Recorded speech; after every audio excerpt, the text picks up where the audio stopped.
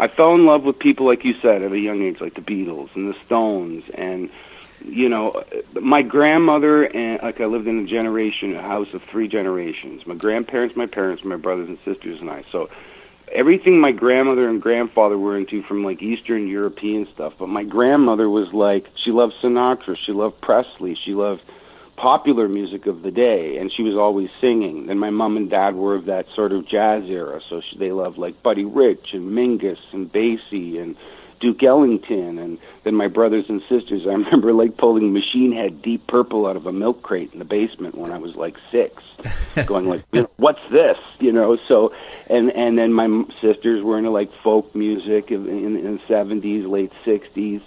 And then in my own sort of coming of age in the 80s and 90s, it was like highbrow kind of progressive music, whether it was like Rush, Yes, Level 42, I mean, sort of musician influenced stuff. And obviously electric musician, composer Jaco Pastorius from the United States, as a bass player, he was an immense influence to me.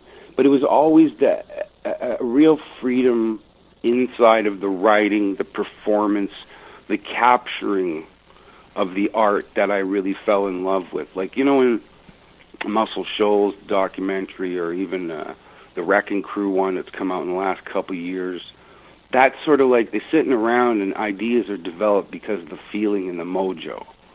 And I guess that's what I loved about that sort of connection to other people's enthusiasm. They were always pointing these things out to me, you know.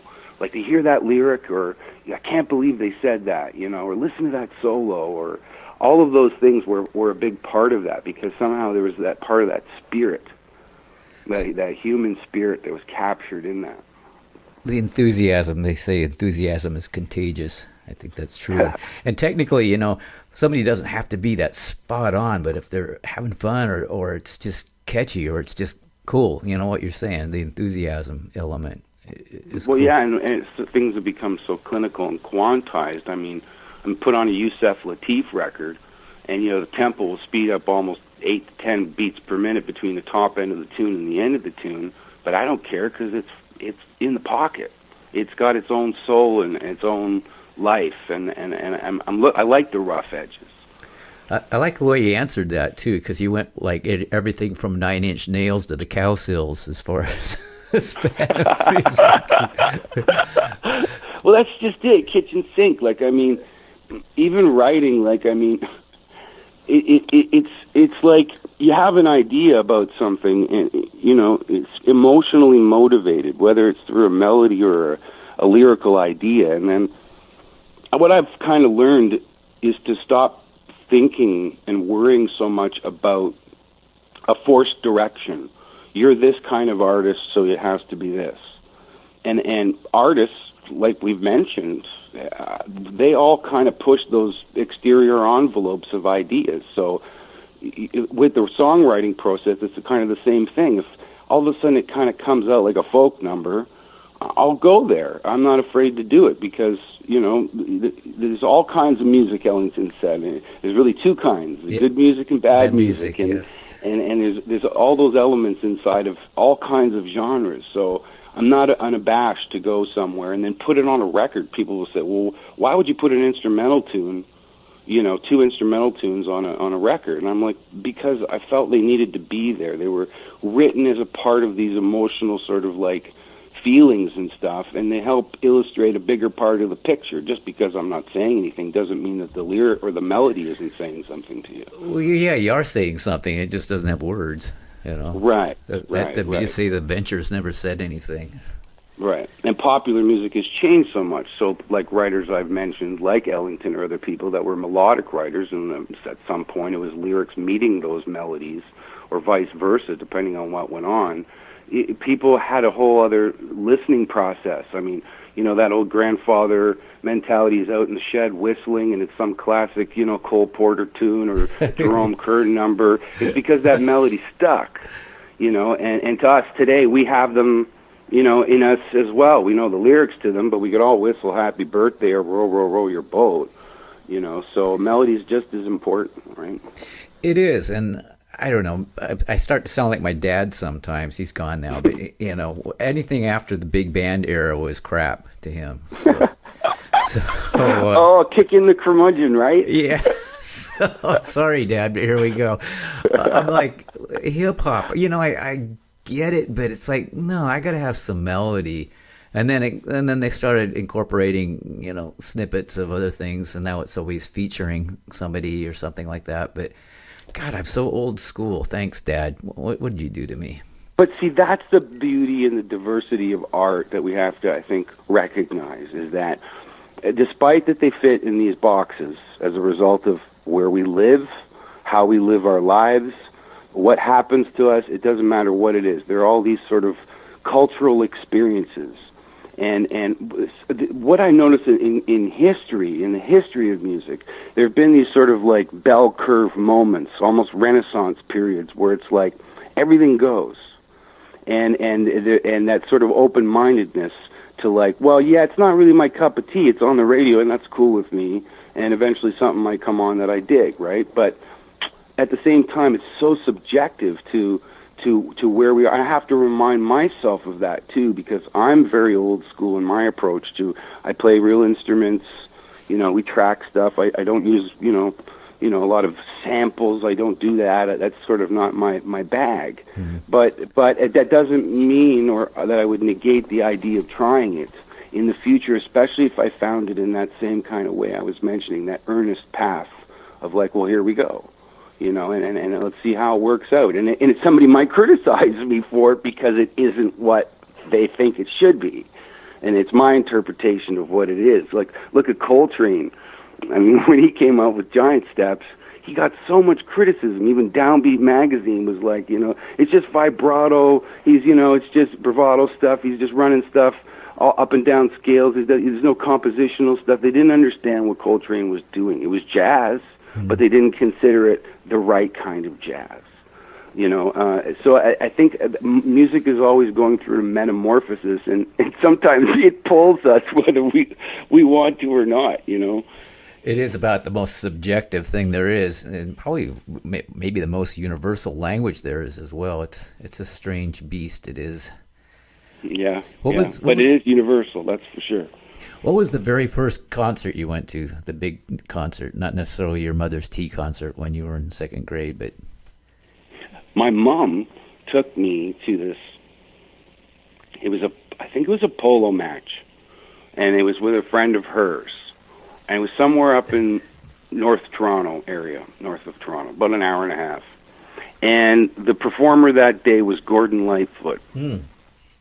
And he was playing the wreck of the Edmund Fitzgerald. Yes. And I was standing 5 feet away from the stage, and this incredibly large audience of people all singing, and him and the band just like an electric church oozing off of this little podium stage that they were on. Wow. That was kind of where I was like, what is this? How old were you? I was 6. Okay, yeah. That's about when it hits you, yeah. And then it was like, okay, I've listened to 8-track tapes in the basement with Dad, and vinyl, but this whole thing with people doing it live. And then it wasn't until years later, I was like 12 or 13, I went and saw Bachman Turner Overdrive with a whole bunch of friends, and that was like the first really big concert. But yeah, again, it was like, just seeing that it's that communal symbiotic appreciation, the feeling of ideas, that everybody's kind of into. Whether it be the cool tune, the popcorn number that everybody loves to sing, or something really special that's being said. That's that feeling that everybody goes there for and leaves with. So it's kind of like a recharging moment, like a recalibration, that's what I love about those big concert experiences. Well articulated. Yeah, the first one I went to was Led Zeppelin, and I was 15. My brother took me. Gas was like 25 cents a gallon. The ticket was $3.50. They had 3 albums out, so they played cuts off of them, and then they kind of like ran out of material that they wanted to play of their own. So I started just jamming, and they were playing like garage band songs, anything from Wild Thing to Gloria, the stuff. I'm dating myself. But dude, to say that you saw Zeppelin at like... It was before Stairway. Pre-Stairway I'm not Zepp. worthy. I know, exactly. No Zeppelin? Denied. Wow. That's all I could say is wow. But they played 4.5 hours, so I'm thinking, Wow. well, okay, for $3.50. And what you said the ticket was $3.50? Yeah, $3.50. I'm thinking we had a good seat. It was festival seating. We got there early and stuff. But I thought all concerts are going to be like this. Like, there wasn't an opening band. They played 4.5 hours, and no, that never happened again. So no, and that's almost unheard of for like. I mean, I've seen Peter Gabriel. He's done like 2.5 hours. They were in their early Hawk. 20s, so maybe 25. I think, Right, so real time. young. But I mean, yeah, it's still full of vinegar, right? So Oh yeah. yeah. Wow, that's so cool, Bruce. Yeah, so like I said, I thought they were all going to be that way, but no, sadly mistaken. You have a bunch of guitars. What kind of guitars do you like? Well, it's funny. I play a classical a lot when I'm playing like guitar. And people are like, well, Ed, like you use it for everything. Like I'm kind of like Willie Nelson. I'm not afraid to like even plug it into pedals, drive it. For me, I have such big hands. This is why I gravitated to the bass. and for me, that wide neck feels so right underneath my fingers, and that's why I sort of gravitated to that sort of silk string instrument. But bass, I mean, I've been playing a Fender as long as I can remember. I had rented basses for school, and somebody would lend me something for a weekend, or we'd rent something from the local music store or whatever. But Fender just feels like it's a part of me. I for the longest time, because of like Yes and Chris Squire and Geddy Lee from Rush, it was like, I got to get a Rickenbacker. And when I finally had a little bit of bread to put down, like a down payment, and I played it, I went, I hate this. What didn't you like about it? That sort of like polished neck, fretboard kind of feel to it, and then the instrument in my hand always felt like I was holding more of the neck than the body. The instrument was just sitting on my body. Oh. And when I put a Fender on like a '68 style, it was like it sat so well, and I had I was a chubbier kid. I'd lost 100 pounds in my late teens, early 20s. Jeez, so you weigh 20 pounds now?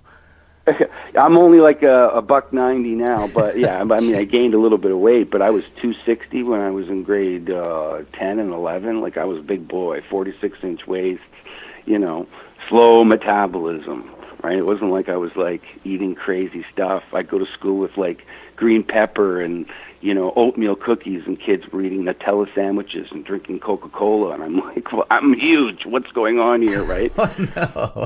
But that's the same thing. When Steinberger came out with their basses, and I put one on, I felt like it was like this Kleenex box with a hunk of bamboo coming at the end, no headstock. I was like, I can't play this either. So those bigger Fender style bodies are like, oh man, I can't get enough. And then with that, I bought a Strat years ago. I've been playing a Fender Strat as well for electric stuff. Played some banjo.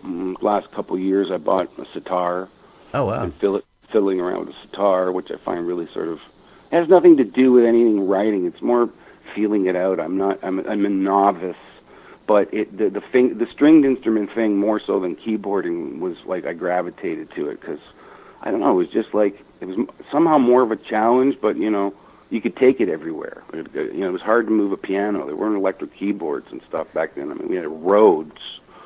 Try moving a Rhodes around on a subway. I've done it. They're pretty heavy too, yeah. Yeah. It wasn't until like Casio or somebody came out with the little teeny bopper. And Korg, and there was a whole bunch of people, Roland, and the new integration of electronic synthesizers changed the industry again because those sounds completely changed how people were writing and what they did and how they produced the music. And again, technology and that jump with the industry changed a lot. I apologize. I named the cheapy one right off the bat. So.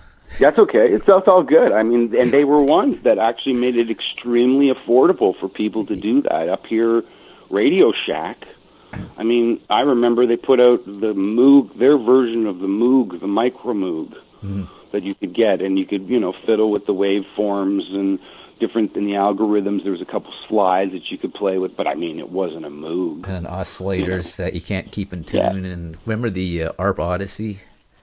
Yeah. That was like a full-time job to keep the thing working during a gig. If you took it outside and the sun went behind or a cloud went in front of the sun, rather, you had to retune it. It was like, what the? So my buddy bought a Yamaha CS80, and this thing was the size of a kitchen table.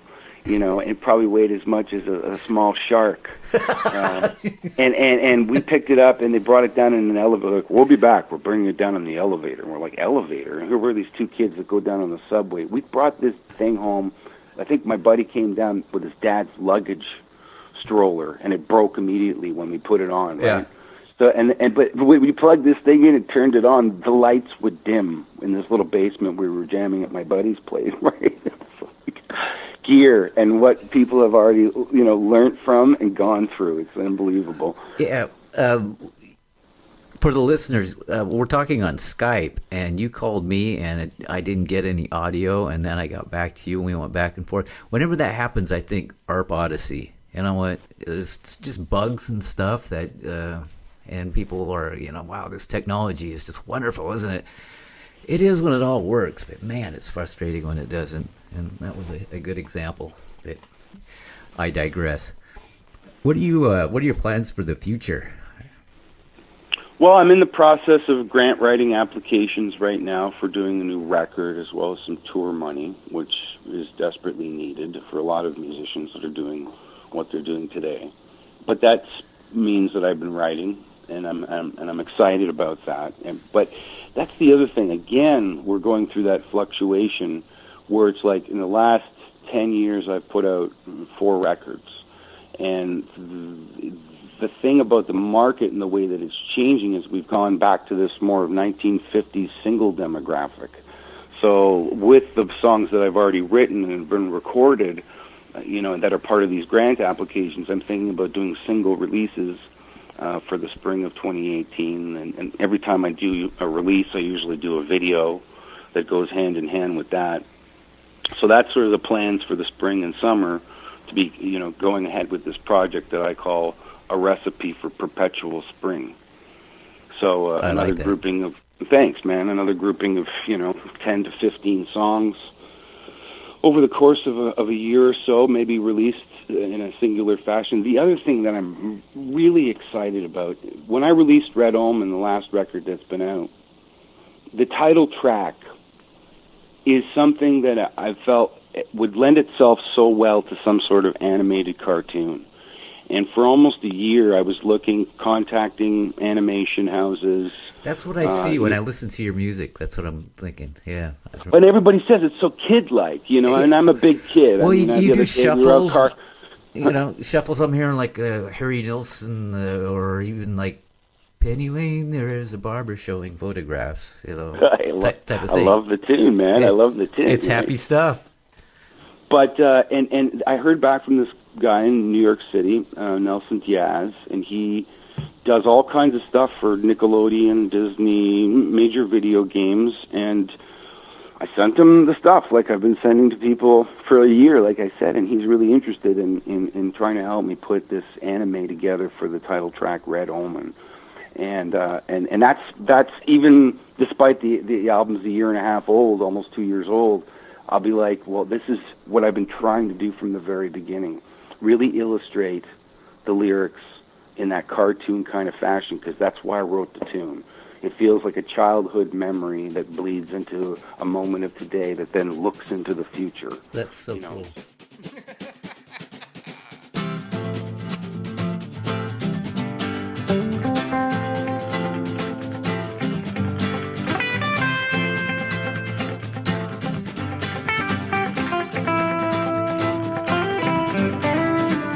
Hey, did I ever tell you that I grew up with Red Omen? And boy, was he a neat kid.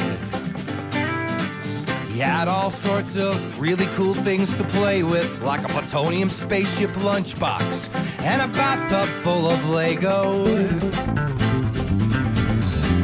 And I didn't believe you when somebody said that he fled with Jimi Hendrix to a UFO-type base camp up on Machu Picchu. Up on Machu Picchu. I said, excuse me, it's not my fault. He's playing the crime so he can't get caught. I said, excuse me, I must confess. Well, give me 2 words. Well, in my defense, laughing mad. I'm laughing mad. Laughing mad.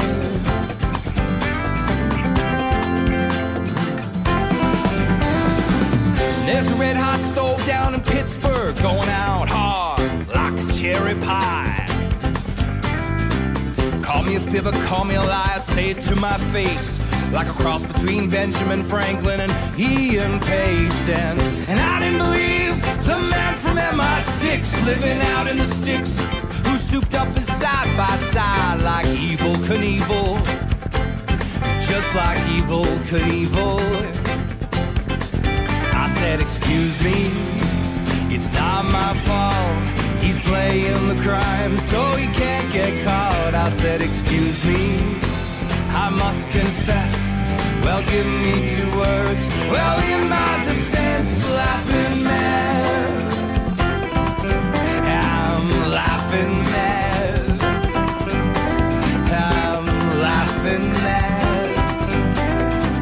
Laughing mad.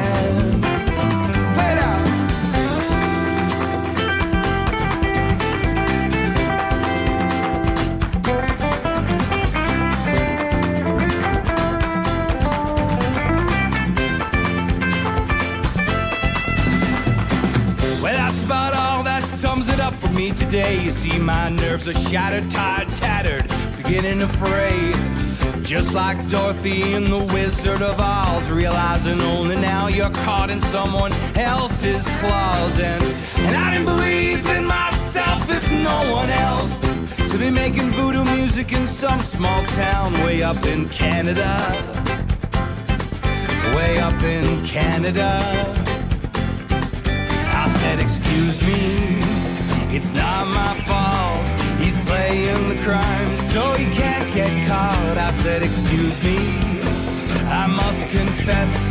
Well, give me 2 words. Well, in my defense, laughing mad. Well, I'm laughing mad. Well, I'm laughing mad. Laughing mad. Did I ever tell you that I grew up with Red Omen? Boy, was he a neat kid.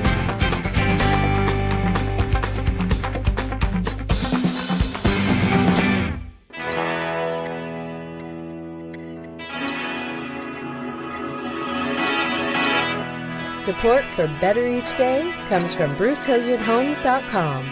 For a better day in buying or selling a home, search BruceHilliardHomes.com. or visit our website Better Each Day for more information. And while you're there, subscribe to the show. It's free. That's BruceHilliardHomes.com, Windermere Real Estate, and make it better each day.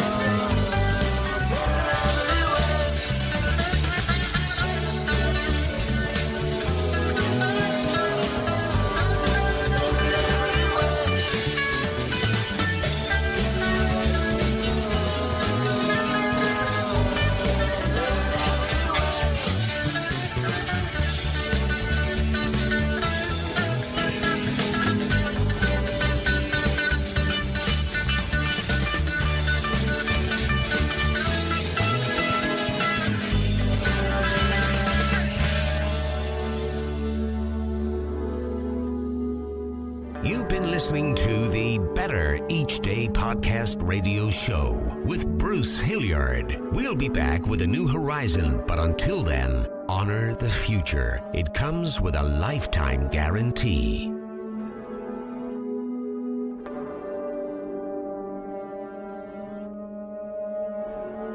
And we're all just trying to make the next day a bit better.